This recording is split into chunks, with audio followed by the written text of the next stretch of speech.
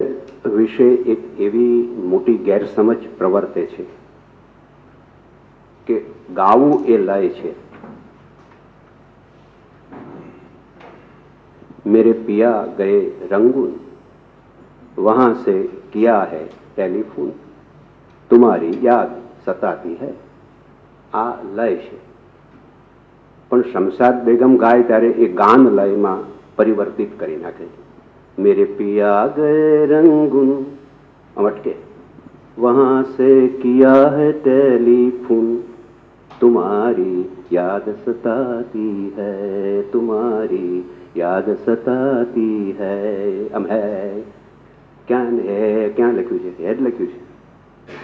એટલે ગાન લય એક જુદો પ્રશ્ન છે. એટલે કવિતા પાઠ લય અને એ જ કવિતાનો ગાન લય, આ બંને જુદી વસ્તુ છે. આમાં કોઈ ઉતરતું કે કોઈ ચઢિયાતું છે એવી સરખામણી કરવાની વાત નથી. બંનેના ક્ષેત્રો અલગ છે. જેમ સોનેટ પણ એક કવિતા છે અને ખંડકાવ્ય પણ એક કવિતા છે. તમે એમ કહી ન શકો કે આમાં કયું સારું કહેવાય ને કયું ખરાબ કહેવાય. બંને કવિતાના જુદા જુદા પ્રકારો છે. હવે એ પ્રકારમાં કાંતે જો ખંડકાવ્યમાં સિદ્ધિ કરી હોય તો ખંડકાવ્ય સાથે કાંતનું નામ પ્રેમપૂર્વક જોડાયેલું હોય, અને બળવંતરાય ઠાકોરે જો સોનેટને અહીંયા વધાવ્યું હોય તો એ પણ એમની સાથે સંકળાયેલું હોય. પણ એથી એમ નથી થતું કે કાંત બળવંતરાયથી મોટા છે કે બળવંતરાય કાંતથી મોટા છે. આવા વિવેચનો આપણે કરવા નહીં. કારણ કે વિવેચન એ કેન્દ્રમાં વ્યક્તિને રાખે છે, વ્યક્તિના કાર્યને રાખે છે.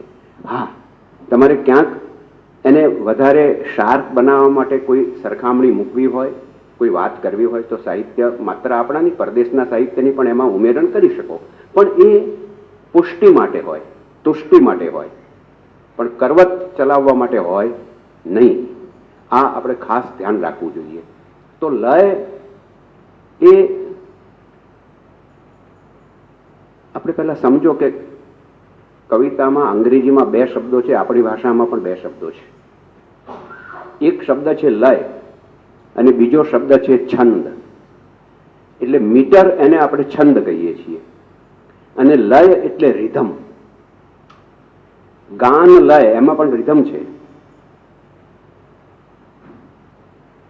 સુધાબેન ગાતા હોય નરસિંહ મહેતાનું, વારંવાર કહું છું, બહુ સરસ નરસિંહનું પદ છે. પણ સુધાબેન ગાતા હોય તો આપણે જે આનંદ લઈએ છીએ નરસિંહના પદનો તો આનંદ લઈએ છીએ, પણ સુધાબેનના ગળાનો પણ આનંદ લઈએ છીએ, એમની ગાયકીનો પણ આનંદ લઈએ છીએ. તો આ ગાવું એ એક કાળ એવો હતો કે લયને માટે સૌ એમ સમજતા હતા કવિતા ગવાય તો જ કવિતા થાય. એવું જ નહીં, છંદોબદ્ધને પણ ગવાય, છંદો પણ ગવાય છે. કોઈ પણ છંદ ન ગવાય એવું ના હોય, એ પણ ગાન છે. પણ એ ગાનવાળાનો વિષય છે, કવિતાના કાનવાળાનો વિષય નથી. તમારી પાસે જો કવિતાનો કાન બરાબર કેળવાયેલો હોય તો ગાન વગર પણ તમને કવિતાની શાન શી છે એનું ભાન થઈ શકે, પણ કાન બરાબર સાબુત હોવો જોઈએ. એટલે શું લય શું છે? આપણા ગણમેળ છંદો જે છે એના તો સુનિશ્ચિત માપ છે. મંદાક્રાંતા, પૃથ્વી, હરિણી, શાર્દુલ વિક્રીડિત, વસંતિલકા, આ બધા આપણા સંસ્કૃતમાંથી ઉતરી આવેલા છંદો છે અને એ છંદોના ચોક્કસ માપ છે. એમાં કોઈ અડપલું ચાલે નહીં. એ છંદનું જે માપ હોય, તમે મંદાક્રાંતા એમ લખો ઉપર, એટલે પછી પંક્તિ મંદાક્રાંતાના માપ પ્રમાણે પ્રત્યેક પંક્તિ આવવી જોઈએ. તો આ તો એક છંદ થયો. પણ એ છંદને તમે જ્યારે એનું પઠન કરો છો ત્યારે પઠનમાં જે મહત્તા છે એ છંદ કરતા એના લયની છે. કવિએ તો છંદ પ્રમાણે લગાત્મક રૂપમાં એનું પંક્તિ ગોઠવી હોય કે આખું કાવ્ય ગોઠવ્યું હોય, એમાં એને ભૂલ ન કરી હોય, પણ આપણે વાંચીએ છીએ ત્યારે છંદના ટુકડા કરીને વાંચવાનું નથી. એટલે પઠન એટલે કે પાઠ લય, પઠનનો લય એ જ કવિતાનો પ્રાણ છે. જેમ સોનીને માટે મીનાકારી, એમ કવિને માટે લયકારી. એની પાસે લયની સૂઝ અને લયનું ઘડતર પાક્કું હોવું જોઈએ. એટલે લય એ કવિતાનો નાભિશ્વાસ છે, મૂળ શ્વાસ છે. એ અટકી જાય તો તમારે એમ સમજી લેવું કે કવિતા ધીમું કેમ નહીં મેળાય થઈ જાય. કવિતા તો પ્રિન્ટેડ ફોર્મમાં તમારી પાસે છે, તમે મેગેઝિનમાં વાંચો, તમારા હાથે લખેલા કાગળમાં કવિતા વાંચો તો એ લિખિત રૂપે છે.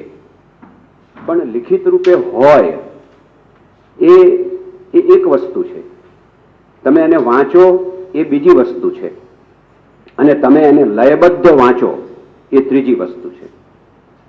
બળવંતરાય ઠાકોરનું બહુ જાણીતું સોનેટ છે ભણકાર. હું તો રાજેન્દ્ર વિશે વાત કરવાનું મારી ઉદાહરણ તરીકે આપું. આઘે ઊભા તટ ધુમસ તેમાં દ્રુમો નિંદ સેવે. છંદના તો એ માસ્ટર છે. હવે તમે જુઓ, આઘે ઊભા, ગા ગા ગા ગા, આમ તો એનું છંદોબદ્ધ સ્વરૂપ છે, એમાં કોઈ બળવંતરાયના બાપા પણ ફેરફાર કરી શકે નહીં, એમના પિતાશ્રીને પણ હક નથી કે એમના સંતાનશ્રીને પણ હક નથી. જે કંઈ છે તે છે. ગા ગા ગા ગા, લલ લલ ગા. આ તો સૌએ નક્કી કરેલું છે ને એ પ્રમાણે કવિતા એમાં પગલાં પાડતો હોય છે. એને કશું પણ તો બધી કવિતા સરળ થઈ જાય ને. છંદના બંધારણ શીખવાથી કવિતા આવડતી નથી. કવિતાનું માપ આવડે, પણ કવિતા આવડવી જો તમારે છંદમાં લખવું હોય તો છંદો લય, એ છંદનો લય એ તમારે પકડવો જોઈએ. છંદમાં મહત્વ એના લયનું છે. છંદ સ્થૂળ છે, પણ તમે એને લયથી જ્યારે મૂકો છો ત્યારે એ જે કાવ્યનો અર્થ, કાવ્યનું સંવેદન જે કંઈ કહેવું છે તે એમાંથી વધારે સિદ્ધ થાય છે. આઘે ઊભા, આમ તમે આઘે, હવે તમારે વાંચતે હોય તેમ આઘે ઊભા તટ ધુમસમાં, આમ તમે કઈ રીતે મૂકો છો, ધેટ ઇઝ ધ રિધમ. આ એનો લય છે. ગઝલ હોય તો એનો પણ લય છે. તમે એમ ના સમજતા કે ગણમેળ છંદોમાં જ લય છે. ગીતનો લય, આપણે ત્યાં લોકગીતો છે એમાં મરસ્યું હોય તો એ કે લગ્ન ગીતની જેમ ન ગવાય, કે લગ્ન ગીત હોય તો એ મરસ્યાની જેમ ગવાય નહીં. એટલે તમે જોયું શબ્દો હોય એ તો બરાબર જ છે, પણ એ શબ્દોને લય દ્વારા પ્રસંગાનુકૂળ કરવામાં આવતા હોય છે. અને એટલા માટે લયનો મહિમા એ કવિતામાં અતિ ઘણો છે.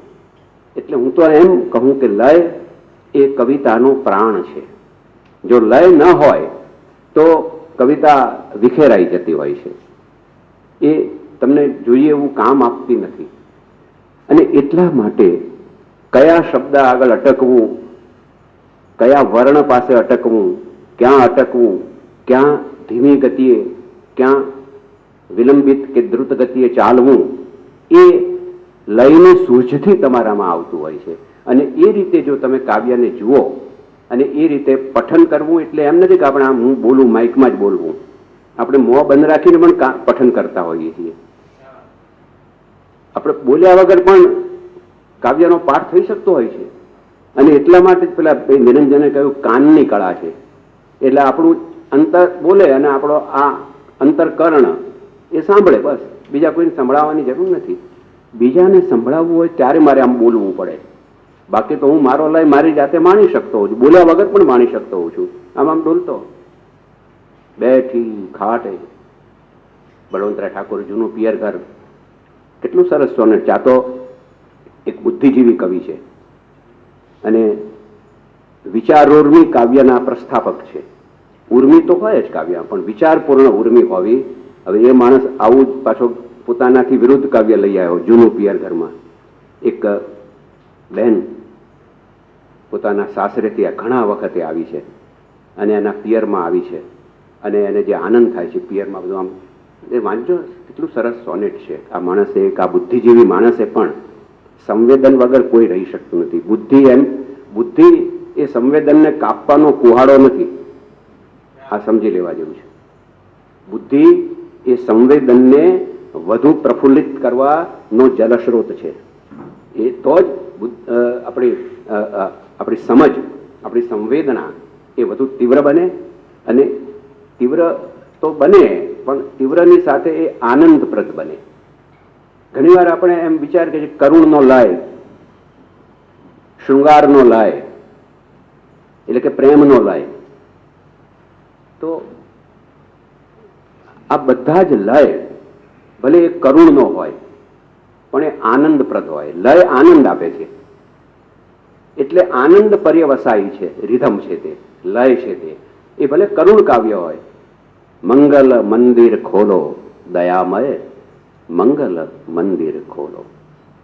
આ તો તમે જોઈ શકો છો કે પુત્રના મૃત્યુ વખતે વિયોગમાં લખાયેલું આ કાવ્ય છે, પણ છતાં કરુણ એનો લય, ટ્રેજિક ને પોષક એવો લય છે. પણ એ લય ક્યારેક એવું બને કે કોઈ લયબદ્ધ પઠનથી આપણી આંખમાં પાણી આવી જાય તો એમાં કંઈ ગુનો નથી. તમારે એમ નહીં માનવું કે આપણે આંખમાં પાણી નહીં લાવવા, એ કોઈ ગુનો નથી. હર્ષના આંસુ હોય છે ને, હર્ષાશ્રુ, એમ શોકાશ્રુ પણ હોય. અશ્રુ એ તો બાહ્ય એક ચિહ્ન છે તમારી સંવેદનાને બીજો જુએ એ માટે. બાકી આમ હું પુતળાની એમ બેસી રહું તો ચાલે, એમાં કંઈ વાંધો નથી. બુદ્ધ છે બેઠા છે ને બિચારા ખોળામાં હાથ રાખીને, એટલે શું ધડ કંઈ એને કંઈ સંવેદના નથી. સંવેદનાને બરાબર અંદર સમેટીને એ બેઠા છે. બુદ્ધની પ્રતિમાનું પણ મોટું વિવેચન કરવા જેવું છે. તમે એમ ના માનતા કે આ માણસ સંવેદનહીન થઈ ગયો છે, જગત બધું છોડી દીધું છે. જગત છોડ્યું નથી, જગત એને આત્મસાત કર્યું છે ખરેખર તો આ લય છે કે કવિ લયથી કવિતાને આત્મસાત કરતો હોય છે અને પછી આત્મસાત થયેલી કવિતા એ વાચકો સુધી, ભાવકો સુધી એના લય દ્વારા પહોંચાડતો હોય છે. એટલે ભાવકોની જવાબદારી લય સમજવાની જવાબદારી છે. એટલે કોઈ પણ કવિતાને જો આપણે માણવી હોય તો એનો લય બરાબર આપણે પકડી પાડવો જોઈએ. હું થોડાક ઉદાહરણોથી અહીંયા આ વાત તમારી પાસે મૂકવા માગું છું. આપણે રાજેન્દ્ર શાહની કવિતાને આજે કેન્દ્રમાં રાખીએ છીએ લય માટે. કોઈની પણ કવિતાને કેન્દ્રમાં રાખી શકાય, પણ આ તો એક નિમિત્ત છે કે આ આપણા એક ઉત્તમ કવિ છે અને એમની આ શતાબ્દીનું વર્ષ છે. મેં અહીંયા એકવાર કહ્યું હતું, અહીંથી એમને કાવ્યપાઠ કર્યો ત્યારે એમને 97 વર્ષ થયા હતા અને ત્યારે મેં એક આશા વ્યક્ત કરી હતી કે રાજેન્દ્રભાઈ, અમારી શુભેચ્છા છે કે અમે તમારી શતાબ્દી આ ખંડની અંદર ઉજવીએ. પણ બધી આશાઓ ફળતી હોતી નથી. અચાનક એમનું પછી એકાદ વર્ષ પછી જ પાછું એમનું અવસાન થઈ જાય છે. એ પોતે જાણતા હતા, એમને બધી ખબર હતી, એ વાતમાં હું પડતો નથી. પણ આપણા એક ઉત્તમ ગુજરાતી સાહિત્યના 5 કવિઓ ગણાવવા હોય ને ઉત્તમ, તો એમાં રાજેન્દ્ર આવે. નર્મદથી શરૂ કરીને આજ સુધીના અર્વાચીનના આપણે 5, એ પહેલાની વાત નથી કરતો. તો રાજેન્દ્ર પહેલા 5 કવિઓમાં એમનું નામ ચોક્કસ આવે એવી એમની કવિતાની સિદ્ધિ છે. કવિતાની સિદ્ધિ એટલે ભાવ, વિચાર, આ તો બધું ખરું જ, પણ આ બધું એમને મનમાં લયબદ્ધ છે. એ લય વગર કશું કરતા નથી અને જાતભાતના લય એ લઈ આવ્યા છે કવિતાને અનુકૂળ, અથવા તો લય શોધીને પછી એને અનુકૂળ શબ્દો ગોઠવ્યા છે. એટલે લય એમને માટે બહુ મુખ્ય બાબત છે. તમે જુઓ, એમનું પહેલું જ કાવ્ય બહુ જાણીતું છે, નિરુદ્દેશે. હવે કાવ્ય જે એમને લખ્યું છે એમાં તો નિરુદ્દેશે, આમ પહેલી પંક્તિમાં એક જ શબ્દ છે. પછી બીજી પંક્તિમાં છે સંસારે મુજ મુગ્ધ ભ્રમણ, આ બીજી પંક્તિ. પછી ત્રીજી પંક્તિ છે પાંશુ મલિન વેશે. ગદ્ય હોય તો આપણે આ ત્રણ પંક્તિની એક પંક્તિ ના કરી છે, નિરુદ્દેશે સંસારે મુજ મુગ્ધ ભરણ પાંશુ મલિન વેશે. આમ એક પંક્તિ સળંગ લખી નાખો તો ગદ્યની પંક્તિ થઈ જાય ને લયબદ્ધ. વાંધો શું છે? તો કવિએ આ ગાણપણ કેમ કર્યું? આવી ત્રણ પંક્તિને આ વહેંચવાનું, ત્યાં લય આવે છે. એને જે સૂચવવું છે ત્યારે નિરુદ્દેશે, ત્યાં પંક્તિ પૂરી થાય એટલે અટકવાનું છે. રન ઓન લાઈન નથી એ. નિરુદ્દેશે આપણે ચમકી શું નિરુદ્દેશે? કોઈ પણ માણસ આમ બોલે નિરુદ્દેશે, પણ શું નિરુદ્દેશે શું? પછી એ શું છે નિરુદ્દેશે? સંસારે મુજ મુક્ત પ્રમાણ. ગાવાનું નથી, આ કશું ગવાયેલું છો. અજીત શેઠે બહુ સરસ રીતે આ તો સંગીતકાર હતા અને કાવ્ય મર્મજ્ઞ હતા અને રાજેન્દ્રભાઈના મિત્ર પણ હતા. એ આપણે વાત નથી કરતા, હું ગાવાની વાત કરતો જ નથી અહીંયા. નિરુદ્દેશે સંસારે મુજ મુક્ત ભ્રમણ પાંશુ મલિન વેશે. એ શબ્દને કેવી રીતે ઉચ્ચારવા? પાંશુ મલિન વેશે. આમ નથી કઈ બોલે ક્યાં બૂમો પાડવાની છે, ત્રાડ પાડવાની છે. એટલે લયની અંદર ચઢાવ ઉતાર, આરોહ અવરોહ કેવા છે તમારા, એ પણ કવિતાને પ્રગટ કરે છે, એના ભાવને પ્રગટ કરે છે, ભાવને પુષ્ટ કરે છે. પ્રગટ તો કરે પણ પુષ્ટ કરે છે. નિરુદ્દેશે સંસારે મુજ મુક્ત પ્રમાણ. સંસારે આગળ એક સેકન્ડનો હોલ્ટ લો તમે.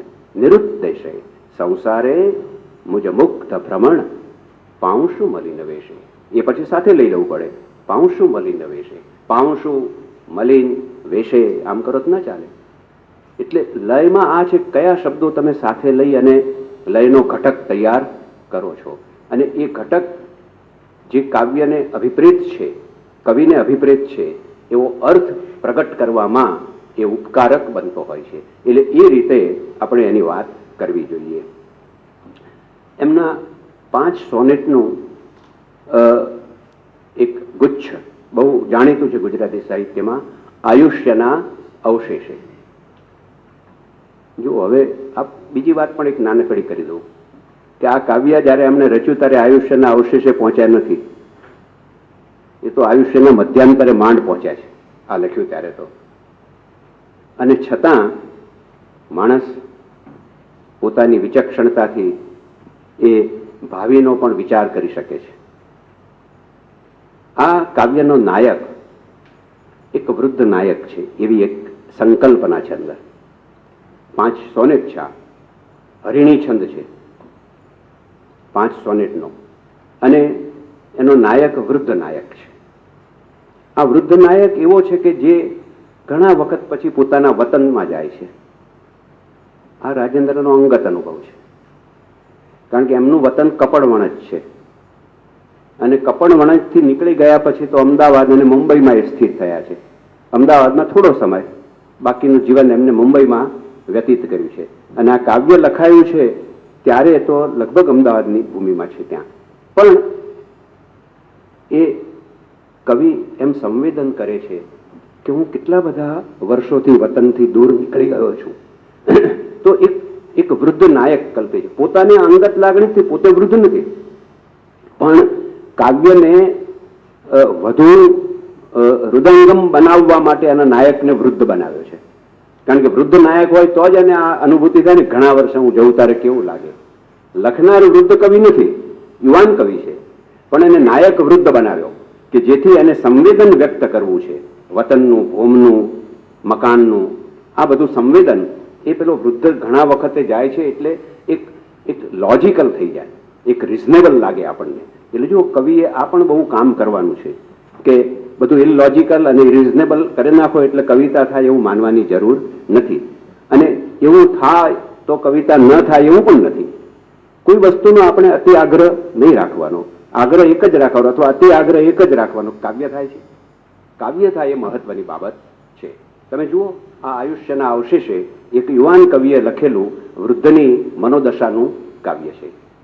પહેલો જ હું આખા બધા કાવ્યો વાંચવાનું નથી, મારે લય માટે જે વાત કરવાની છે એના ઉદાહરણ રૂપે કેટલીક પંક્તિઓ અહીંયા કહેવાનો છું.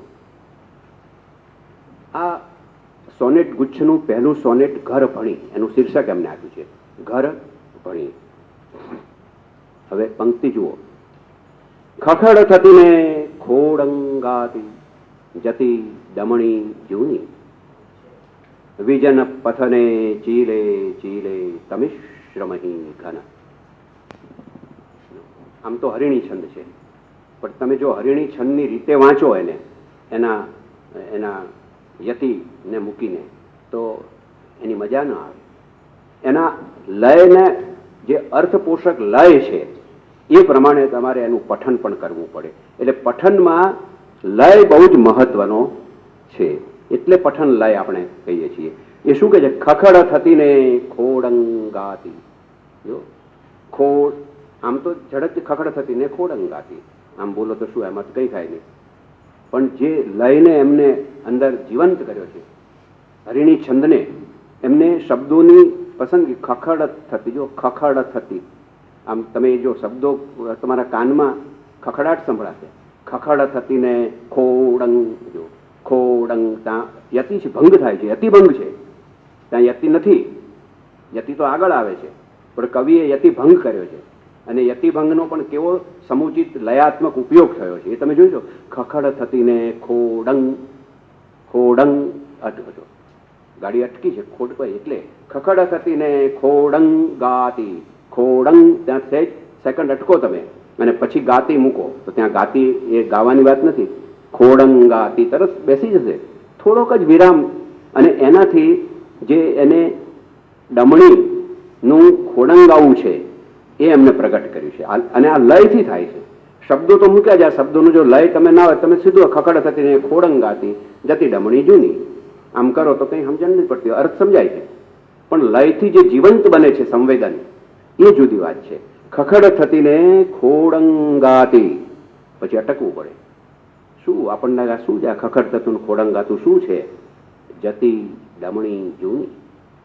શું જઈ રહ્યું છે કે જૂની ગાડી, ડમણી, ડમણીયું જેને કહીએ છીએ ગામડાઓમાં, તો એ આજે આપણે ઘોડા ગાડી બધા શબ્દો આવી ગયા છે. કવિને જો બહુ સૂચક રીતે શબ્દો વાપરે, કારણ કે આ વૃદ્ધ નાયક છે, એટલે એના જમાનામાં તો ડમણી હોય. એ અત્યારે રિક્ષામાં જતો ન હોય, આ રિક્ષા મૂકે તો આધુનિક વાતાવરણ થઈ જાય. એટલે એને ડમણી જો કેટલી સરસ રીતે શબ્દોની પસંદગી, અને છતાંય લયાનુકૂળ પસંદગી છે. ખખડ થતીને ખોડંગાતી જતી ડમણી જૂની, ક્યાં જતી? વિજન પથને ચીલે ચીલે તમિશ્રમહી ઘન. વિજન પથને ચીલે ચીલે, અટકવું પડે, કારણ કે આ ખખડ થતી ઝડપથી નથી જતી. આ 45 માઇલની સ્પીડે જતી કોઈ રિક્ષા નથી. આ તો 5 કિલોમીટરની સ્પીડે જતી ડમણી છે બિચારી. એટલે એને કહે છે વિજન પથને. જો પથ કેવો છે પાછો, ગયો છે આ માણસ ઘણા વખતે. આખો એને જ્યારે જોયેલું ત્યારે તો વિજન હતો નહીં, ત્યારે તો ભરચક પથ હતો આ. અને આજે આવ્યો છે વૃદ્ધ થઈને, ત્યારે બધું વિજન થઈ ગયું છે, વેરાન થઈ ગયું છે પોતાના વતનની અંદર. વિજન પથને ચીલે ચીલે, હજી ચીલા રહ્યા છે. જો બધું આ શબ્દ સમજવાના છે કવિતામાં. હજી ચીલા નાશ પામ્યા નથી. માણસો ગયા, કેટલુંક પરિવર્તિત થયું, પણ હજી જ સંસ્કૃતિ રહી છે થોડી, એટલે એના જમાનાની. પેલા ચીલાઓ રહ્યા છે, નહીં તો ડામણના રોડ થઈ ગયા, ચીલો ક્યાંથી આવી જાય? આવે જ નહીં. એટલે એને ચીલો હજી રાખ્યો છે. એટલે એ વાતાવરણ મૂકે. વિજન પથને ચીલે ચીલે. આ ચીલે ચીલે 2 વખત કેમ મૂક્યું? જો આ બધું તમે સમજ. કવિ, કોઈ પણ સારો કવિ એ શબ્દનો સોદાગર નથી, શબ્દનો કરકસરીઓ છે. એ ગમે તેમ ન વાપરે, બહુ વિચારપૂર્વક શબ્દો વાપરે. અને એક શબ્દ 2 વાર વાપરે તો પણ એ વિચારપૂર્વક. ચીલે ચીલે, એટલે એને જે ચીલા ઉપર સતત ચાલી રહી છે એની વાત, એને આ ચીલે ચીલેની દ્વિરૂક્તિ દ્વારા તો એનો પણ લય છે. વિજન પથને ચીલે ચીલે, ક્યાં? તમિશ્રમહી ઘન. ક્યાં છે? તમિશ્રમહી. હવે એક બાજુ ચીલો મૂકે ને બીજી બાજુ તમિશ્ર જેવો તત્સમ શબ્દ મૂકે. આમાં ક્યાં તદ્ભવ, ક્યાં દેશ્ય શબ્દ અને ક્યાં તમિશ્ર જેવો તત્સમ શબ્દ, અને તે પણ અઘરો. પણ હું નથી માનતો કે કોઈને તમિશ્ર શબ્દ જોવા માટે જોડણી કોષ ખોલવો પડે, કારણ કે આ વાતાવરણથી જો બુદ્ધિ હોય તો એટલું તો જોઈએ આપણામાં થોડુંક તો એને તરફ તમિશ્રમહી ઘન, આ ઘન આવ્યું એના ઉપરથી જ ખબર પડી જાય કે આ ઘોર અંધારું છે. ઉતર્યો છે કાવ્ય નાયક વૃદ્ધ, અને સવારનો પહોર વહેલી મધરાત હશે ક્યાંક, અને ગાડી લઈ અને વતન તરફ જાય છે. સ્વપ્ન મધુરી નિદ્રાનું તે દૃગો મહી અંજન. શું આ તો કવિ છે, એને લય અને કલ્પના ને અદભુત કવિ સાહેબ, આવો કવિ ન પાકે. સ્વપ્ન મધુરી નિદ્રા, માણસને સ્વપ્નો આવે છે, ગાઢ નિદ્રા આપણે હોય છે કે સ્વપ્ન વગરની ઊંઘ, એમ સારી વાત છે, પણ સ્વપ્ન વગરની નહીં, સ્વપ્ન મધુરી નિદ્રાનું. અહીં તો આ કેવો અનુભવ થાય છે કે જાણે કોઈ સપનામાં મધુર, અરે ઊંઘમાં મધુર સ્વપ્ન આવતા હોય એવું જાણે કે એને અનુભવ થયો. સપન મધુરી નિદ્રાનું તે દૃગોમહી અંજન. ઊંઘ ક્યાં અંજાયેલી છે? આંખમાં. એટલે અર્ધ જાગૃતિ અર્ધ સુષુપ્તિ એવી અવસ્થા છે. કામ જઈ રહ્યો છે ઘોડાગાડીમાં, પેલો બેઠો છે નાયક, આમ ઠબલાતો જાય. બહુ સરસ વર્ણન છે, આ તો વૃદ્ધ નાયક છે, અને એની આંખમાં બધા કંઈ મધુરા સ્વપ્નો અત્યારે તરવરી રહ્યા છે. થાય જ, વૃદ્ધ છે ને, તરત ભૂતકાળમાં જતો રહે છે. ભરતી ઘુઘરી ધોરી કેરી મીઠા રણકાર હતી. અંજન, અંજન પછી આ ચાલુ છે વાક્ય તો સમજાય આપણને શું છે. સ્વપ્ન મધુરી નિદ્રાનું તે દૃગોમયી અંજન ભરતી. આંખમાં મેં સાંજીએ ને એમાં શેનું અંજન કરે છે? સ્વપ્ન મધુરી નિદ્રાનું. એ આમ ઝોકા ખાતો ખાતો જાય છે. ઉતર્યો છે ગાડીમાંથી અને બેઠો છે ડમણીમાં, પણ બિચારો વૃદ્ધ છે, હજી ઉતર્યો છે એટલે જાગ્રત થઈ ગયો, પણ પાછો બેઠો એટલે અડધો ઊંઘમાં આવી ગયો. કેટલું સરસ વર્ણન એને કર્યું. સ્વપ્ન મધુરી નિદ્રાનું દૃગોમયી અંજન ભરતી, આમ કહેવું પડે. દૃગોમયી અંજન આમ કરો તો શું ખબર પડે? ત્યાં તમારે રન ઓન લાઈન કરી દેવી પડે. દૃગોમયી અંજન ભરતી ઘુઘરી ધોરી કેરી મીઠા રણકારથી. આ મધુરા સ્વપ્નો બધા શેના આવે છે? ધોરી, પેલો બળદ. હવે સમિશ્ર એક બાજુ છે ને એ ધોરી છે.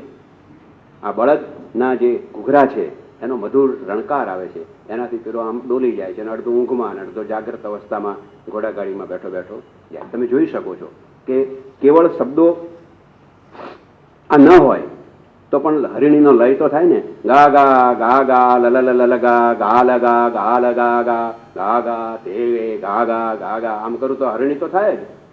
પણ શબ્દોથી પેલું તો માપ છે એનું, પણ માપની અંદર જ્યારે શબ્દો આવે છે ને ત્યારે એ સાર્થ બને છે, અને એ સાર શબ્દોમાં જ્યારે લય પુરાય છે ત્યારે એ સજીવ બને છે. માત્ર સાર્થ નહીં, એ સજીવ બની જાય છે. તો આ તમે જોઈ શકો છો. તમે જુઓ, એ જ ગુચ્છમાં આ જ છંદ છે, એક જ છંદ વાપર્યો છે એમને 5 સોનેટમાં, પણ છતાં કેવી વિવિધ અસર થાય છે. એનું ત્રીજું સોનેટ છે સ્વજનોની સ્મૃતિ. ઘરે પહોંચી જાય છે, ઘર ભણી નીકળ્યો છે. બીજું છે પ્રવેશ, ઘરે પહોંચી ગયો છે, ઘરમાં પ્રવેશે છે. હવે ઘરમાં પ્રવેશે છે ત્યારે ઘરમાં તો કોઈ નથી, કારણ જૂનું ઘર છે આ. એટલે સ્વજનોની સ્મૃતિ. કેટલી આ વેદના હોય આની, કેવી સ્મૃતિ. જો એમાંથી થોડી પંક્તિઓ આપણે, એનો પણ હરિણી છંદ છે, પણ તમે જુઓ કેવી રીતે વાપર્યો. જીર્ણ થઈને ભીંતે ઝૂકી ઉભો હજી ખાટ. ઘર ખોલ્યું તો શું જોયું? જીર્ણ થઈને ઝૂકી ઉભો. એક ખાટ એટલે ખાટલો. અહીંયા ખાટ એટલે ખાટલાના માટે ખાટ છે, ખાટ એટલે હિંચકો નથી. એ સમજો, ખાટ આપણે સૌરાષ્ટ્રમાં હિંચકાને પણ ખાટ કે ખાટ ઉપર બેઠા.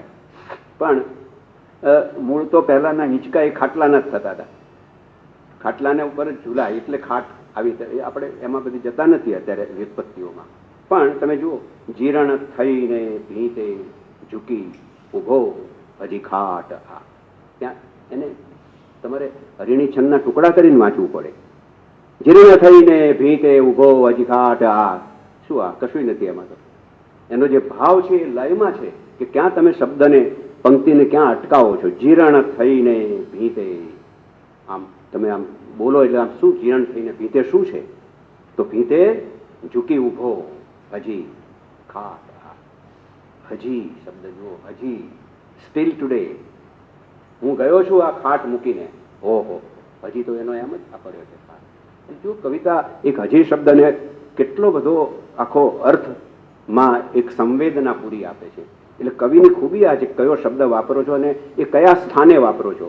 ત્યાં લયનું જે સ્થાન છે એ લલનું છે અને એને કારણે એ વધારે દીપે છે. ત્યાં ચીરણ થઈને ભીતે ઝૂકી ગૃહે ઊભો હજી ખાટ આ. રજની નમતા જે ઢાળીને પિતાજી પુરાણની જીવન બળને દેતી કહેતા કથા રસની ભરી. હવે ખાટ આવ્યો એટલે ખાટ સાથેના પાત્રો યાદ આવ્યા તરત એને કે આ ખાટલો તો જીરણ શું છે? તો જીરણ હોય કે નવો હોય, ખાટલો તો નિર્જીવ છે. પણ એ જીવંત કેમ બન્યો છે આ ખાટલો? કારણ રજની નમતા જે ઢાળીને, રાત નમતા આ જ ખાટલો જે ઊભો છે એને ઢાળીને પિતાજી પુરાણની જીવન બળને દેતી કહેતા. પુરાણની વાતો કહેતા, પણ કેવી? જીવન બળને દેતી, તમારું જીવન મજબૂત બનાવે એવી વાતો. પુરાણમાં તો નબળી વાતો પણ આવે છે ને, પુરાણમાં બધું જ આવે છે, પણ એમાંથી પિતાજી એવી વાત કરતા કે જીવનનું ઘડતર થાય. સબળ વાતો કહેતા હતા પિતાજી. પુરાણ જીવન બળને દેતી કહેતા કથા રસની ભરી. અને એમની કહેવાની પદ્ધતિ પાછી રસિક હતી. પિતાજી એમ કે વાત કરતા રસભરી વાતો કરતા હતા. પૂરા ઘર સમૂહ હેતે મોહર્યું હતું પરસાળમાં.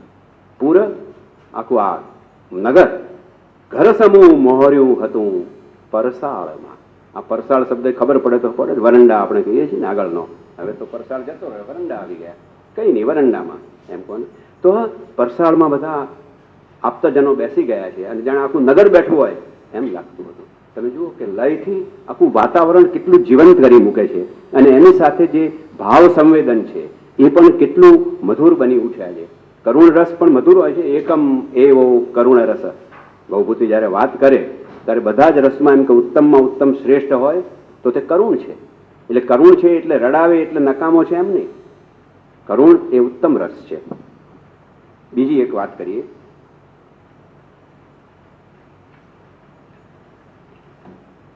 બીજું કાવ્ય છે સંવાદ છે. જો હવે સંવાદમાં જ્યારે કાવ્ય સંવાદમાં આવ્યું હોય ત્યારે પાત્રો હોય તો એ પાત્રો કયા લહેકાથી, કયા મિજાજથી વાત બોલતા હોય છે, એનો મૂડ કયો છે, એનું વાતાવરણ કયું છે, એ પ્રમાણે કવિ શબ્દોની પસંદગી કરે. સાચા કવિનું વાત કરું, બીજાઓની કે આપણે વાત કરતા નથી અહીંયા.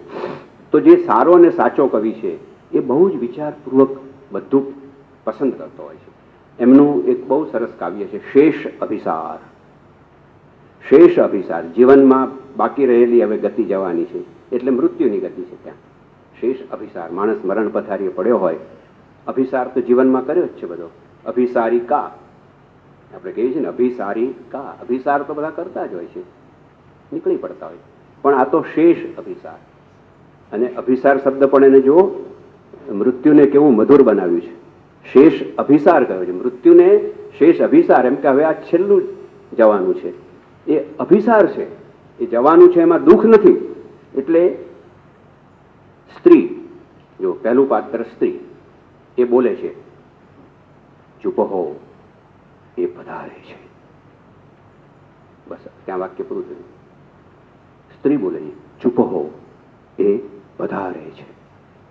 મારે ધીમું બોલવું પડે, તમારે કાન સરવા રાખવા પડે, કારણ કે આમાં બૂમ પાડવાની આ કવિતા નથી. કારણ ચૂપ હો જ કહ્યું પહેલું. કવિ કેટલો બહુ પરમ મોટો કવિ છે આ તો. ચૂપ હો. આજુબાજુ મરણ પથારીએ કોઈ પડ્યું હોય તો આજુબાજુ સ્વજનો તો ભેગા થઈ જ ગયા ને બધા. કોઈ કકડાટ કરતા હોય, કંઈ કરતા હોય, ત્યારે પેલી સ્ત્રી કહી ચૂપ હો. બધાને જો એકમાં જ કહી દીધું, આટલામાં જ, કે આ રોકકળ નહીં કરો, ચૂપ હો. રામનારાયણ પાઠકનું કાવ્ય છે ને, યાદ આવે છે? સોનેટ છે. કયું સોનેટ કહો? છેલ્લું દર્શન. યસ, છેલ્લું દર્શન. પત્ની ગુજરી ગાય છે, પડ્યા છે, છેલ્લું દર્શન. શેષ અભિસાર, છેલ્લું દર્શન. ધમાલ ન કરો, જરાય નહીં નૈન ભીના કરો. કેટલી સરસ વાત. ધમાલ ન કરો. અરે ધમાલ તો નહીં, જરાય નહીં નૈન ભીના કરો. આંખમાં આંસુ પણ નહીં લાવવા. એટલે આ એ છે, આ શેષ અભિશાપ. પેલી સ્ત્રી કહે ચૂપ હો, એ પધારે છે. આપણને થાય કે એ કોણ કોણ પધારે છે? કોઈ રાજા મહારાજા આવી રહ્યા છે કે આપણને ચૂપ થવાનું કહે છે? વડાપ્રધાન આવી રહ્યા છે? નરેન્દ્ર મોદી મુખ્યપ્રધાન આવી રહ્યા છે? કોણ આવી રહ્યું છે? ચૂપ હો બધાને કેમ આખી બધી આખી પલટનને રોડ ઉપરથી બાજુમાં કાઢી દીધી? શું છે આવે? ચૂપ હો, એ પધારે છે.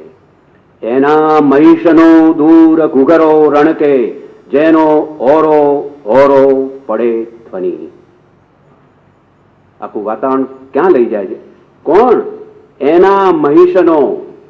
જો સર્વનામથી વાત કરી છે. એના એટલે મહિષ. કોણ મહિષ લઈને આવે? આપણે તો હિન્દુઓ તો જાણતા જ હોઈએ, મહિષ તો યમરાજા લઈને આવે ને, એટલે યમનું આગમન છે. ચૂપ રહો, એ પધારે છે. કોઈ મૃત્યુને પધારવું કહેવું એટલે આપણે તો આ ક્યાં આવ્યો અત્યારે? આ તો કે ચૂપ રહો, સ્ત્રી બોલે છે, એ પધારે છે. અને પછી એના મહિષનો દૂર દૂર, આમ તમારે બોલવું પડે, દીર્ઘ બરાબર ઉચ્ચાર કરવો પડે. એના મહિષનો દૂર ઘુઘરો રણકે, જેનો ઓરો ઓરો પડે ધ્વનિ. શું વાત છે! દૂર એમ કે આવે છે, પણ મને તો સંભળાય છે. તમે ચૂપ રહો, તમે ચૂપ રહેશો તો તમને સંભળાશે, એમ એને કહેવું છે. ચૂપ રહો એટલે એ અર્થમાં હું તો સાંભળું જ છું, તમે ચૂપ રહો તો તમને સંભળાશે. શું સંભળાશે? એના મહિષનો. યમરાજા તો અવાજ કરતો જ નથી, એનો મહિષ અવાજ કરે છે. પાડો પાડો ઘૂઘરા પહેરીને આવ્યો છે. અને પછી જુઓ, જેમ પણ આગલા સોનેટમાં આપણે દ્વિરૂપથી જોઈ ને, ચીલે ચીલે, એમ અહીંયા પણ જુઓ, એના ઘુઘરો રણકે, જેનો ઓરો ઓરો પડે ધ્વનિ. ઓરો ઓરો નજીક નજીક આવતો જાય છે.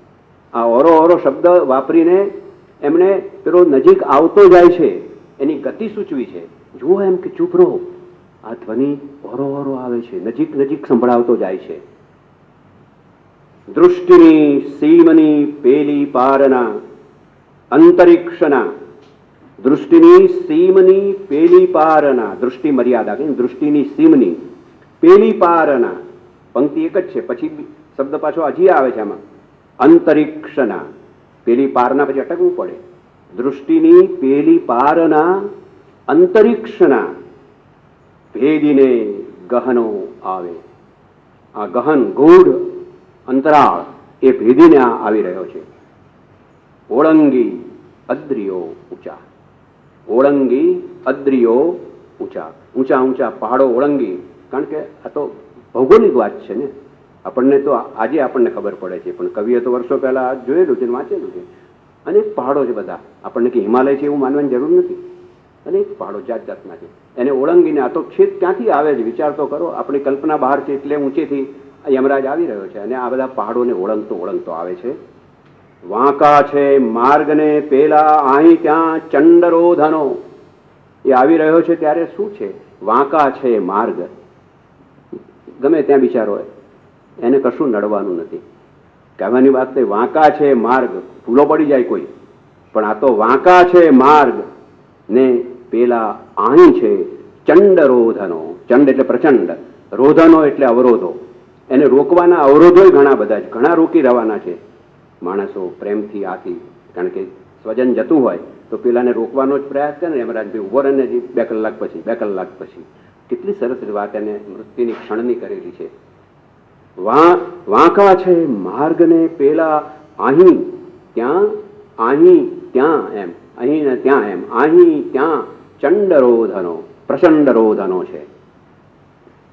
પડ્યો છે તોય રે એની ગતિશીલ. આટલું બધો વિરોધ એની નજર રસ્તામાં છે યમરાજની, તોય એની ગતિશીલ. શું ઝડપથી આવી રહ્યો છે. આ પેલી સ્ત્રી જુએ છે મરનાર. હવે તોય એની ગતિશીલ. એક થાળમાં વીંધીને શતજોજન, આજ તો એ પધારે છે. એક થાળમાં વીંધીને શતજોજન, 100 જોજન થોડીક વારમાં વીધીને પધારે છે. જો મૃત્યુનું સ્વાગત છે અહીંયા, શેષ અભિસાર. આ જવાનું છે અભિસારિકા ક્યાં? એના પતિને મળવા જાય છે. હા, આ મૃત્યુ એને એના પરમની નજીક લઈ જાય છે. એટલે હવે આનો જીવનનો છેલ્લો અભિસાર છે. બસ હવે પછી પિયાને પિયા મિલન કો જાના, પંકજ મલિકે ગાયું છે ને, એ પિયા મિલન કો આ છે. કયો પીઓ? આ પીઓ, બીજો નહીં. આંખનો પીઓ પણ નહીં, બીજો પીઓ નહીં. આ પિયા મિલન કો જાના. તો આ જે વાત એને કરી છે, કેટલી અદભુત રીતે વાત કરી છે. એ પધારે છે, એ આવી રહ્યો. તમે અત્યારે ચૂપ થઈ જાઓ, અને એટલા માટે કહે છે કે તમે ચૂપ હો. હવે એ આ બોલે છે, જ્યારે પેલી સ્ત્રી બોલે છે ત્યારે એની પાસે નોકરાણી છે. એ નોકરાણીને એ કહે છે, શું કહે છે? આજ તો જિંદગી કેરું ધન્ય હોશે સમર્પણ. આજે તો આપણે આ મૃત્યુને યમરાજને આપીશું, એ તો સમર્પણ છે આપણું. ધન્ય હોશે સમર્પણ. પ્રાણની કામના કેરું શૂન્યમાહી વિસર્જન. શું તત્વજ્ઞાન છે! એ તો તત્વજ્ઞાનના વિદ્યાર્થી હતા. બીએમાં એમને તત્વજ્ઞાન લઈ MS યુનિવર્સિટીમાંથી BA થયેલા ફિલોસોફી સાથે. અને કેન્ટ એ એમના બહુ પ્રિય એવા ફિલોસોફર હતા. જીવનની આ તો આ જીવનની જો પ્રાણની કામના કેરું, આપણા અંતરાત્મામાં જે કંઈ કામનાઓ હોય છે, શૂન્યમાહી વિસર્જન. હવે કામના રહેશે જ નહીં. આ મૃત્યુ પામશે પછી કોઈ કામના એની રહેવાની નથી. શૂન્યમાં એનું વિસર્જન થશે. આવી માંગલ્યની ઘડી. આ તો એમ કે મંગલતાની ઘડી છે. હવે એને પિયુ મિલન, પિયાને મળવાનું છે. પરિચારિકા પાસે પરિચારિકા છે, નોકરાણી છે, અને કઈ પરિચારિકા. આ હવે પિયુ મિલનની ઘડી આવી છે. હવે પરિચારિકા ને એ કહે છે થોડા શબ્દો. કંકુની કોરના પીળા પાનેતર થકી મને સજો. પેલી જે મૃત્યુશૈયા ઉપર સ્ત્રી પડી છે ને, એ કહે છે મને કંકુના અને પાનેતર ને બધું પહેરાવો, કારણ કે પિયાને મળવા જવાનું છે. જો પાનેતરના બધે કંકુ ને આ બધું ક્યારે હોય? દુઃખદ પરિસ્થિતિમાં તો હોય નહીં. પરિસ્થિતિ ભૌતિક રીતે, દુનિયાદારીની રીતે દુઃખદ છે મૃત્યુ, પણ આને મન ફિલોસોફિકલી તો પિયા મિલનની વાત છે. પરમ તત્વ સાથે સંમિલન થવાનું છે. એટલે કે છે કંકુની કોરના પીળા પાનેતર થકી મને સજો ને સર્વ સિંગારે સુહાવો ક્ષણ લગ્નની. આ તો મારી લગ્નની ક્ષણ છે, કારણ કે હું મારા પિયુ મૃત્યુદેવને હવે મળવાની છું, એના હાથમાં મારો હાથ સોંપવાની છું. તો મને એ રીતે હવે તમે શણગારો.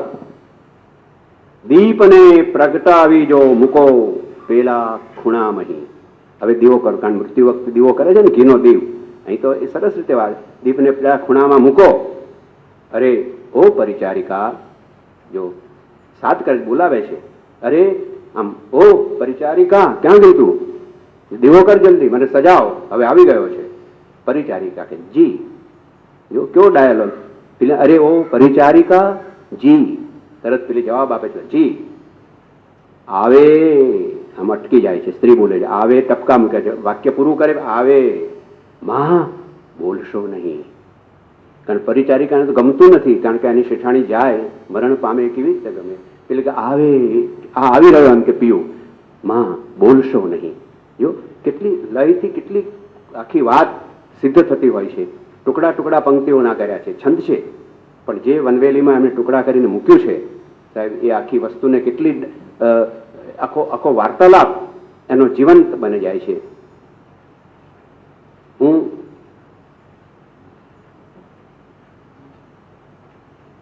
થોડાક તમારી ધીરજ છે ને, હજી 7:45 થયા છે. હજી આપણે ગીતોના 2-4 દાખલા પણ લઈશું ને. આ તો આપણે છંદોબદ્ધ ને એવા દાખલાઓ લીધા છે. એમનું બહુ સરસ કાવ્ય છે વિજન અરણ્ય. અરણ્ય તો ખરું છે, પણ અરણ્ય કેવું છે? વિજન, નિર્જન. એમાં નિર્જનના બદલે એમને શબ્દ વાપર્યો વિજન.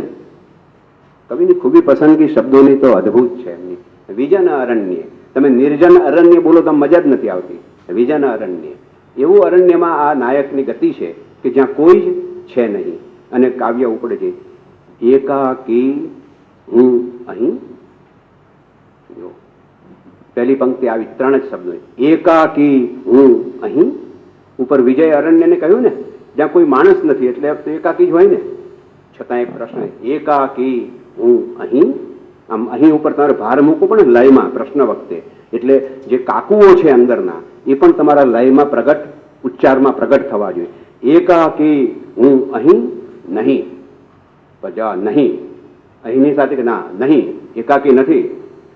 સહ્યાદ્રી ડુંગરો માહી નૈમિષારણ્યામહા કટાવા વડવા આંબા સાગને સિમળા સમા આભને ઢાંકીને ઊભા વૃક્ષ જ્યાં કાળથી જૂના વેલીએ વેલીએ જે સંધાયા છે પરસ્પર.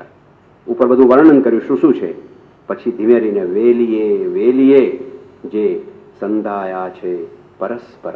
આંબા લીમડો આ તે આમ તો છૂટા છૂટા જ બધા, પણ આ બધા સંધાયા છે નથી, વેલીઓથી. દરેક ઉપર વેલીઓ ચડેલી છે, અને આ વેલીએ વેલીએ એટલે એક વેલી નથી, એમ જુદા જુદા વૃક્ષો, આખા જંગલનું વર્ણન એને એક 3 પંક્તિમાં કેટલું આ મોટું અરણ્ય છે એનું વર્ણન કર્યું કે આટલા બધા ઝાડવા છે, દસાગ, સાલમલી, લીમડો, આંબો બધું, પણ આ બધા વેલીઓથી સંકળાયેલા છે. જીવંતતા ત્યાં આગળ છે એની. વેલીએ વેલીએ જે સંધાયા છે પરસ્પર, જો પરસ્પર પાછા કોઈ ભેદભાવ નથી, એકબીજાની સાથે સંકળાયેલા છે.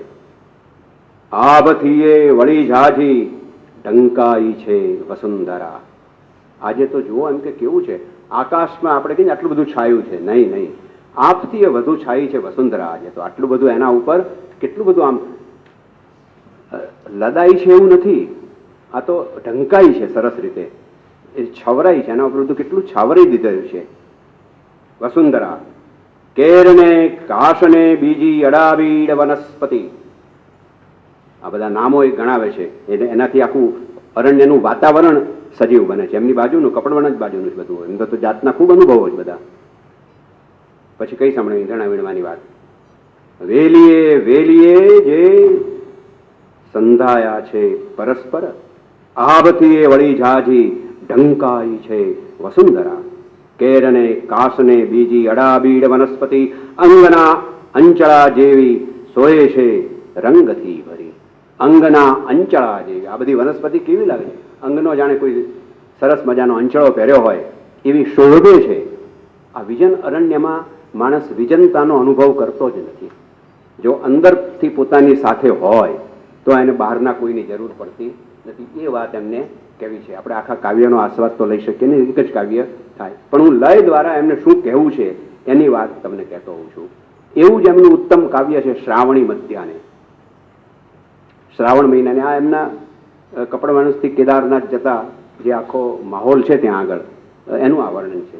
શ્રાવણી મધ્યાને. હું પહેલી 4 જ પંક્તિ તમને જોઉં, જો કેવી વાત કરી છે. મધ્યાહ્નની અલસ વેળ હતી પ્રશાંત. હવે આ પ્રશાંતનું વર્ણન કરવાનું તમે ઘાંટા પાડો તો ક્યાંથી પ્રશાંતિ થાય, અશાંતિ થઈ જાય. મધ્યાહ્નની અલસ વેળ હતી પ્રશાંત, આમ બોલવાનું છે, એને તો શાંતિ છે. આ મધ્યાહ્નની અલસ વેળ, અલસ વે, જો અલસ વે આગળ યતિ છે છંદમાં, પણ એને વેર શબ્દ સાથે મૂકી દીધો છે.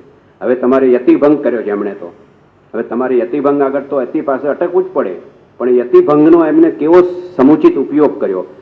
અલસ વેર, અલસ આ જલ્દી જાય નહીં એવી પળ છે, મધ્યાહ્ન છે શ્રાવણનો, અને એવી પળ છે જલ્દી ખૂટતી નથી, એટલે અલસ વેળ. આમ આમ વેળ એમ બોલો ખબર પડે કેટલી બધી આ એક વેળ, એક ક્ષણ કેટલી અલસ છે, જતી જ નથી. આ અલસ વેળ હતી પ્રશાંત.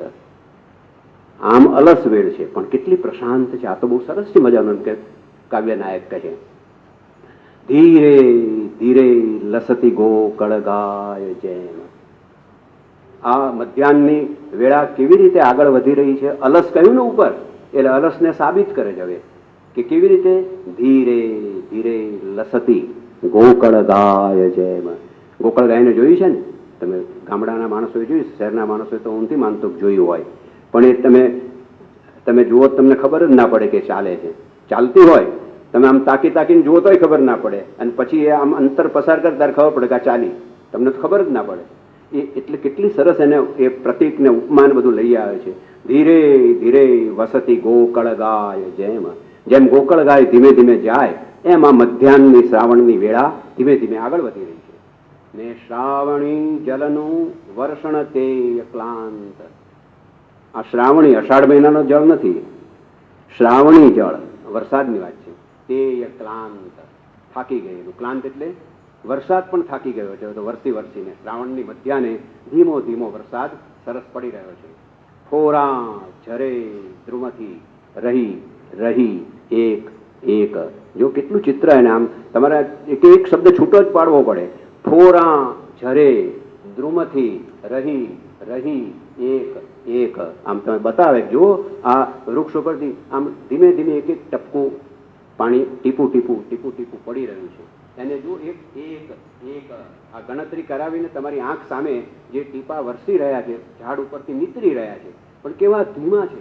તો તમે જુઓ કે આ છંદના, તમે છંદની રીતે વાંચો નહીં, આને એને લયની રીતે વાંચો. એટલે એટલા માટે કહે છે ફોરા ઝરે દ્રુમતી. ક્યાંથી? વૃક્ષ પરથી ફોરા ઝરે છે. કેવી રીતે? રહી રહી એક એક. રહી રહી અંતર બતાવે. એક ટીપું પડે પછી થોડી વાર લાગે, પછી બીજું ટીપું પડે, વળી થોડી વાર લાગે, પછી ત્રીજું ટીપું પડે. જો કેટલી સરસ, એટલે નાની અડધી પંક્તિમાં રહી રહી એક એક. શ્રાવણી મધ્યાહનું કેવું સરસ વાતાવરણ એમને કરી દીધું છે. અંતે, કાવ્યના અંતે તો એ ગયા છે તો ઉટડિયા મહાદેવ. તમે જો ગયા હોય તો ત્યાં કપડવંડની પાસે બહુ સરસ સ્થળ છે, રમ્ય. હવે તો બધું સુધરી ગયું, એટલે હવે રમ્ય રહ્યું નથી મારી રીતે. પહેલાં રમ્ય હતું, બહુ જ વનની અંદર તમારે જવું પડે ત્યાં, અને એનું આ વર્ણન કરે છે. હું માનસી જલ હિમોજ્જવલ શ્વેત પેખું. આ ગયો છે ક્યાં? માણસ ઉટડિયા મહાદેવમાં. પણ એટલો બધો લીન થઈ ગયો છે યાત્રામાં, પોતાની મનોયાત્રા. એને શું લાગે છે? હું માનસી જલ, માનસીનું જળ. હું માનસી જલ હિમોજ્જવલ શ્વેત પેખું. હિમના જેવા ઉજ્જવલ એવું શ્વેત માનસીનું જલ હું અહીંયા જોઈ રહ્યો છું. જે છે પડે છે ત્યાં નાનો ધોધ, એને આટલો મોટો એ કહે છે. ને ચંદ્ર મૌલી તણી કૌમુદી નીલ વ્યોમે. ને ચંદ્ર મૌલી, શંકર જેને ચંદ્ર છે મૌલીમાંથી. ચંદ્ર મૌલી તણી કૌમુદી ક્યાં છે? નીલ વ્યોમે, આકાશમાં. એટલે જે ત્યાં મૂર્તિ છે શંકરની, એને આખી કેટલી ભવ્ય બનાવેલી છે. આ જાણે આકાશમાં વ્યાપી ગયેલી છે. અને પછી છેલ્લી બે પંક્તિ તો અદભુત છે, એનું ક્લાઇમેક્સ છે. કૈલાસના પુનિત દર્શન ધન્ય પર્વત. હું તો છું ઉટડિયા મહાદેવમાં, પણ મને આખી અનુભૂતિ કૈલાસની થાય છે. કૈલાસના પુનિત દર્શન. પછી ટપકા મૂકી જાય. દર્શન થયા પછી બોલવાનું હોય ક્યાંથી? દર્શન છે. પછી ધન્ય પર્વત. વાહ, મારે માટે તો જીવનનું એક ધન્ય પર્વ થઈ ગયું કે મને કૈલાસના દર્શન થયા છે. ના સ્વપ્ન જાગૃતિ તુરીયન તોય સર્વ. તમે કહેતા તો આ સ્વપ્ન છે, ના સ્વપ્ન નથી. જાગૃતિ, ના જાગૃતિ નથી. તુરીય છે, એ નથી. તોય સર્વ. જે કંઈ કહો તે બધું આ છે. તમે કહેશો કે આ ઉટડિયા મહાદેવમાં હિમાલય ક્યાંથી પહોંચી ગયો? પહોંચી ગયો ભાઈ, ક્યાંથી પહોંચ્યો ત્યાંથી. હા, હું પહોંચી ગયો છું. જો આજે કવિતાની જે ખૂબી છે, હવે લયથી તમે સિદ્ધ કરી શકો આ ખૂબીઓને. હવે એક બે આપણે ગીતોની વાત કરી લઈએ, ત્યાં પૂરું કરીશું. નહીતર તો આનો અંત નહીં આવે. બધું ઘણું લઈને આવ્યો છું. જો જૂના ભજનના ઢાળમાં ઢાળ ભજનનો લીધો અને આખી વાત પોતાની રીતે એમણે કરી. બહુ જાણીતું છે આ પણ એમનું. કાયાને કોટડે બંધાણો અલખ મારો લાખેણા રંગમાં રંગાણો. કાયાને કોટડે બંધાણો અલખ મારો લાખેણા રંગમાં રંગાણો. આ તો ગાનાર ગાય આવું. રાજેન્દ્રને અભિપ્રેત નથી આવું ગાવાનું. લય લીધો છે, આ લય આ છે એનો, પણ એને કેટલી સરસ રીતે મૂકી આપી છે. કાયાને કોટડે બંધાણો અલખ મારો લાખેણા રંગમાં રંગાણો. આ કાયાના કોટમાં કિલ્લો છે કાયાનો, એની અંદર કોણ બંધાઈ ગયો છે? અલખ, બ્રહ્મ, પરમ પુરુષોત્તમ, જે મુક્ત છે, એને મેં મારી કાયામાં બાંધી દીધો. જા, હવે તારે ક્યાં જવાનું? લે. કાયાને કોટડે બંધાણો અલખ મારો લાખેણા રંગમાં રંગાણો. જો રાજેન્દ્રે કોઈ દિવસ સમાજની વિરુદ્ધ કામ નથી કર્યું. એને બહુ ફિલસૂફ છે, એને સંસારની કોઈ બાદબાકી કરી નથી. સંસાર પહેલો, પછી બાકીનું બધું જ એને કહે છે. તો એ કાયાને કોટડે બંધાણો, જો આખી પાની જુઓ તમે, કોટડો કેવો, કાયાને કોટડે બંધાણો, બંધાણો શબ્દ મૂકવો, અલખ મારો લાખેણા રંગમાં રંગાણો. કોઈ રે જ્યાં નહોતું ત્યારે નિજ તે આનંદ કાઢે.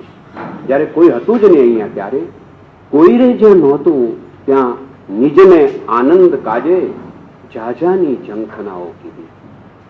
જ્યારે કોઈ નહોતું ત્યારે બહુ ઝંખનાઓ કરી, ઝાઝાની ઝંખનાઓ, જો ઝાઝાની ઝંખનાઓ કીધી. ઘેરા અંધાર કેરી મૂંગી તે શૂન્યતાને. ઘેરા અંધાર કેવો એને જક્સ્ટાપોઝ, ઘેરો અંધાર અને મૂંગી શૂન્યતા, ક્યાંય અવાજ નથી, તદ્દન આમ મૃત્યુવત શાંતિ છે. ઘેરા અંધાર કેરી મૂંગી તે શૂન્યતાને માયાને લોક ભરી દીધી. આ માયાલોક સંસાર છે, પણ આ માયાને લોકમાં મેં આ મૂંગી શૂન્યતાને ભરી દીધી છે, અને પછી હું આ માયામાં ચાલું છું. આ શંકરનો માયાવાદ નથી. શંકરે તો બહુ ભજ ગોવિંદોમાં તો સરસ વાત કરી છે ને, આપણે શંકરાચાર્યને પણ અધૂરું સમજ્યા છીએ, પણ એમને પોતાની રીતે એ જમાનામાં જે ખૂબ બધો માયાવાદ વ્યાપી ગયો હતો એની સામે એમને આંદોલન કરવું હતું, એટલે એમણે આ તો કહ્યું છે જગન મિથ્યા. આ કવિને જગન મિથ્યા નથી, આને તો જગન સત્ય છે, આ જ સાચું છે. એટલે તું માયા કાયાના કોટડામાં બ્રહ્મ લઈને અહીંયા આવજો, હું પોતે જ બ્રહ્મ સ્વરૂપ છું.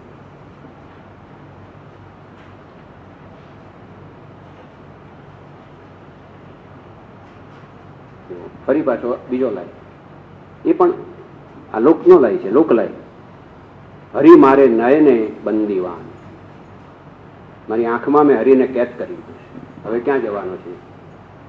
હરિ મારે નયને બંદીવાન, પાપણને પારણીએ દીધ મેં જન્મ જન્મની આણ. હરિ મારે નયને બંદીવાન, આ હરિને મેં એવો આંખમાં બાંધી લેજો, પાપણના પલકારાથી મેં એને જન્મ જન્મની આણ આપી છે, તારે અહીંથી જવાનું નથી. જો જે ઈશ્વર સાથેનું સાનિધ્ય છે, પરમ તત્વ સાથેનું પ્રાણનું જે સાનિધ્ય છે, એને કેટલી સરસ રીતે, એટલે કાવ્યાત્મક રીતે પણ એ કાવ્યાત્મકતા એના લયમાં છે. ખરી ખૂબી આ છે, શબ્દોમાં તો છે જ નો ડાઉટ, પણ એને શબ્દોને તમે લયાન્વિત રીતે ઉચ્ચારો. હરિ મારે નયને બંદીવાન, એમ તમારે હરિ મારે નયને બંદીવાન, પાપણને પારણીએ દીધ મેં. પાપણનું પારણ્યું, કેટલી મોટી કલ્પના છે, વિચાર તો કરો. જે નાનાલાલમાં છે, વિરાટનો હિંડોળો ઝાકમ છો, વાંચો છે આબને મોગ. શું આબને મોગ કહેવું? નાનાલાલ આવી કલ્પના કરી શકે, પછી રાજેન્દ્ર શાહ કરી શકે આવી કલ્પના. પાપણને પારણીએ દીધ મેં જન્મ જન્મની આણ, મારી આંખમાંથી તારે બહાર નથી, જન્મ જન્મની આણ. જો તમે એમ કહેતા હતા હું આ જન્મ નહીં, અરે જેટલા જન્મો આવે ત્યાં સુધી મેં હરિને કેદ કરી લીધો, એને છોડવાનો નથી. આ જે ખુમારી છે અધ્યાત્મની આખી, એ પણ કેટલી સરસ રીતે લોકલય દ્વારા એમને આપણી પાસે પ્રગટ કરી દીધી. બહુ સરસ બીજી વાત, એવું જ એમનું બહુ જાણીતું કાવ્ય છે.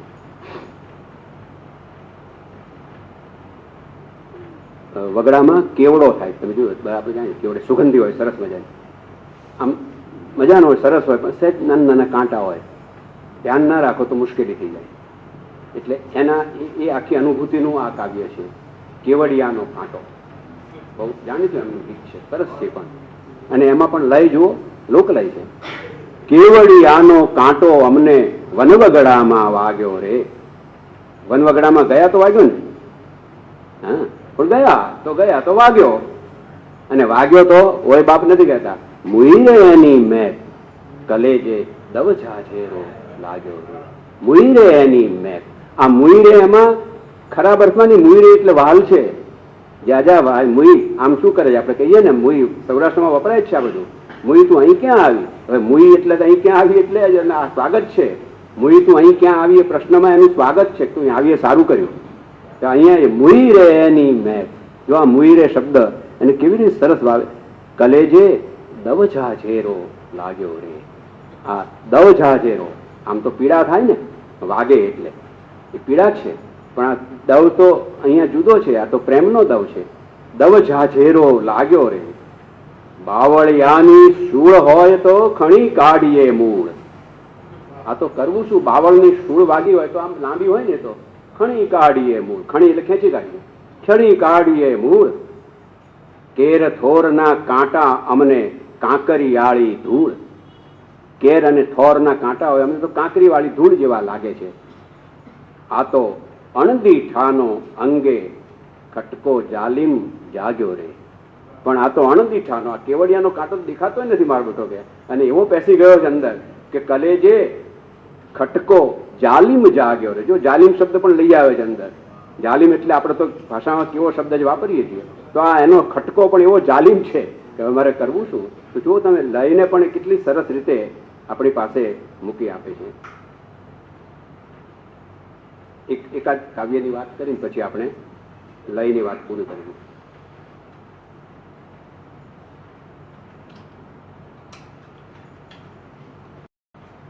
વેણને રહેવું ચૂપ. જો ત્યાં અટકે છે, બોલીએ ના કાંઈ, પછી પોસ છે.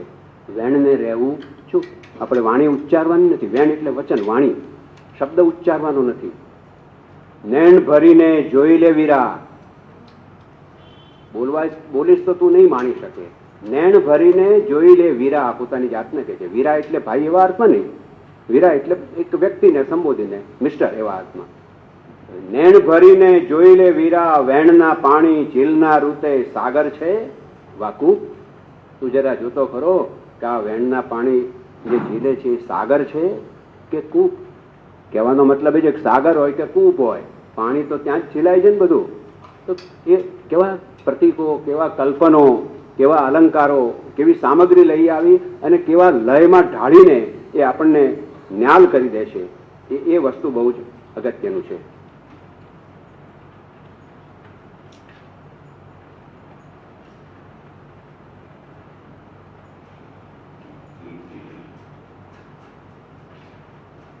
આ કેવડિયાના કાંટા જેવું જ બીજું છે.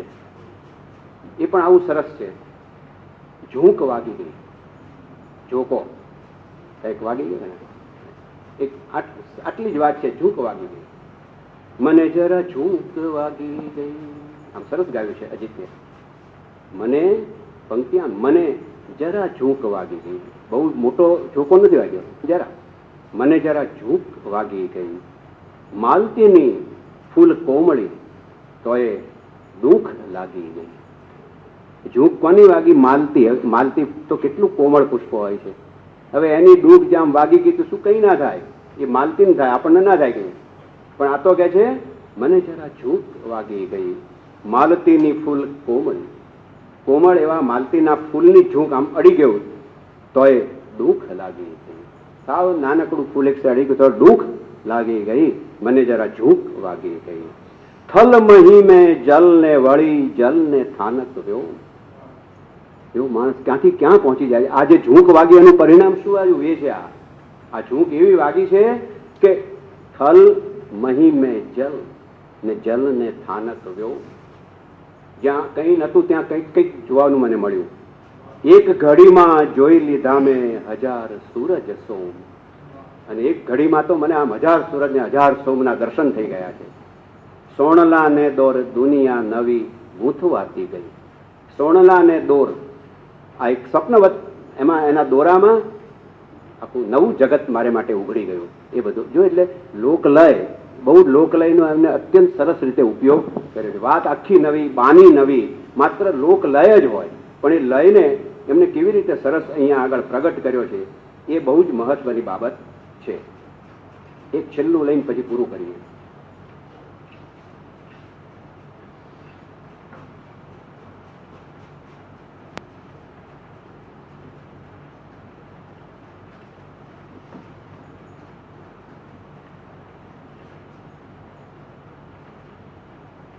એક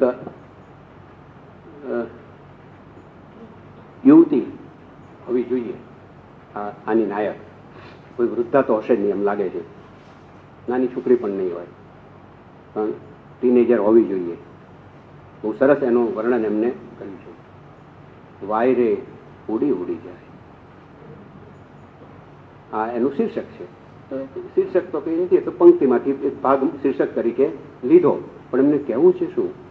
વાય રે ઉડી ઉડી જાય રે પટોળું. જો આ પટોળું શબ્દ પણ જેને સમજણ પડે અને પડે, પટોળું કોણ પહેરે એના ઉપરથી ખબર પડી જાય કોણ હશે. વાય રે ઉડી ઉડી જાય રે પટોળું, એવું એવું રે અડી જાય કે અમુજણે મૂંઝાઈ રહે છે મન ભોળું.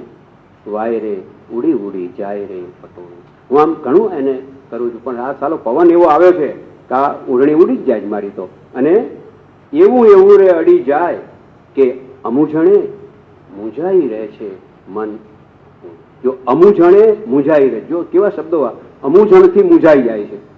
બે શબ્દને કેવા, આમ તો અમુજણ અને મૂંઝાવું બે વિરોધાભાસી શબ્દો થઈ ગયા. અમુજણે મૂંઝાઈ રહે છે મન ભોળું, વાય રે ઉડી ઉડી જાય રે પટોળું. ઊંઠે રે મેલી મારા ક્યાંય ઘરની ગલી. આગળ નીકળી ગઈ છે, ઘરેથી બહાર નીકળી ગઈ છે યુવતી. ઊંઠે રે મેલી ક્યાંય મારા ઘરની ગલી, દૂર છે હજી ઓલી ખેતરની આંબલી. નીકળી છે ભાત દેવા માટે લઈને. દૂર છે હજી ઓલી ખેતરની આંબલી, અડધે તે માર્ગે હેરાન, અડધે તે માર્ગે એકલ હેરાન થાઉં, કોની તે સંગ પૂર ખોલું. અડધે માર્ગ આવી ગઈ છું ને હવે આ પાલવે તો ભારે કરી છે, એકલી એકલી હેરાન થાઉં છું, મારે મારા પ્રણયને વ્યક્ત કરવો. જો કેટલું સરસ છે. કોની સંગાથે ઉર ખોલું, છાતી ઢાંકુને ઉડે માથાનો છેડો. શું એની આખી જે તમે જુઓ, આખી તમે આખું ચિત્ર, એક એક એક ગ્રામીણ કન્યા છે, એને લાજ મર્યાદા છે. પવન આવ્યો છે, આ પવન કયો છે? પ્રેમનો પવન છે. હા, એ એને આ બધું કરાવે છે. બીજો તો વાયરો કયો? બીજો કોઈ વાયરો નથી. આ વાયરો અંદરથી ઉમટ્યો છે. એટલે આખી કવિતા ત્યાં થાય છે કે છાતી ઢાંકુને ઉડે માથાનો છેડેલો, ઢીલો તે જાય વળી છૂટી અંબોડેલો. બિચારી એવી નીકળી જાય, આમ ચાલે ધડ ધડ કરતી. કેટલું ચિત્ર સરસ આપ્યું છે. હા, અંબોડલો મારો આમ છૂટી જાય છે ભૈયા, એવી હું તો ઉતાવળમાં છે, જવાનું છે. પિયા મિલન કો જાના, જવાનું છે. એટલે ઢીલો તે જાય છૂટી જોને અંબોડલો, મવડાની ડાળીએ બેઠેલું કોઈ મને જોઈને રીઝાય છે હોલું. હોલું એટલે હોલો, એને પછી હોલું કરવું પડે પ્રાસ માટે. મહુડાની ડાળીએ એકલ બેઠેલું કોઈ જોઈને રીઝાય છે હોલું. બીજું કોઈ રીઝાનાર મારી પાસે છે નહીં અત્યારે. આ એક પેલો હોલો છે એ રાજી થયો મને જોઈને. આ કોઈ અભિસારિકા, અભિસારિકા છે. આ અભિસારિકા નીકળી. તમે જુઓ કે લયની કેટલી બધી શક્તિ છે અને કેવી રીતે એ શબ્દોને કવિ આપણી પાસે જીવંત કરી અને ભાવ, હૃદયના ભાવ, પછી અધ્યાત્મનો હોય, એ પ્રેમનો હોય, એ પરમ પ્રેમનો હોય, એ આધિભૌતિક પ્રેમનો હોય, એ સંસાર રાગનો હોય કે સંસાર ત્યાગનો હોય, બધા જ કાવ્યો એમને કર્યા છે. અને જ્યાં ઉચિત હોય તેવા શબ્દ પ્રયોગ અને ઉચિત હોય એ પ્રકારે એ લોકલયને પણ લઈ આવ્યા છે અને આપણા સુગમ લયને પણ, સુગમ સંગીત જેને કહીએ એવો લય પણ એ અંદર લઈ આવ્યા છે. બધા એમના વિવિધ લયો વિશે તો આમ વ્યાખ્યાન શ્રેણી આપણે કરવી પડે, પણ એ તો બહુ આપણી પાસે શક્ય નથી. પણ આ એક આપણે એક પગલું ભર્યું છે કે લય એ કવિતામાં કેવી રીતે ઉપકારક થાય છે અને કવિતાને માણવા માટે લય કેટલો મહત્વનો છે. એટલે કવિતામાં શબ્દોની ગોઠવણી આ તો જોઈએ તો જ લય ઊભો થાય છે, પણ એ લય એને કેટલો જીવંત કરે છે. એટલે મેં કહ્યું ને કે કવિને માટે લય એ લયકારી છે. જેમ સોનીને માટે મીનાકારી, મીનાનું કામ આટલું મોટું કરવું કેટલી ઝીણવટ રાખવી પડે, એમ કવિને પણ કવિતા કરવા માટે લયકારી સજવી જોઈએ. આટલી અમથી વાત આપણે રાજેન્દ્ર શાહ નિમિત્તે કવિતામાં લયનો શો મહિમા છે એની અહીંયા આગળ કરેલી છે. આપે આટલો આનંદ લીધો હશે એમ માનું છું અને એનો મને પણ આનંદ છે. આભાર તો નહીં માનું, કારણ કે આનંદનો આભાર શો હોય? આ તો આનંદની વહેંચણી છે. મારો આનંદ મેં તમને વહેંચ્યો છે અને તમને જો આનંદ પહોંચ્યો હોય તો મારે માટે પરમ આનંદ છે. આભાર આપો.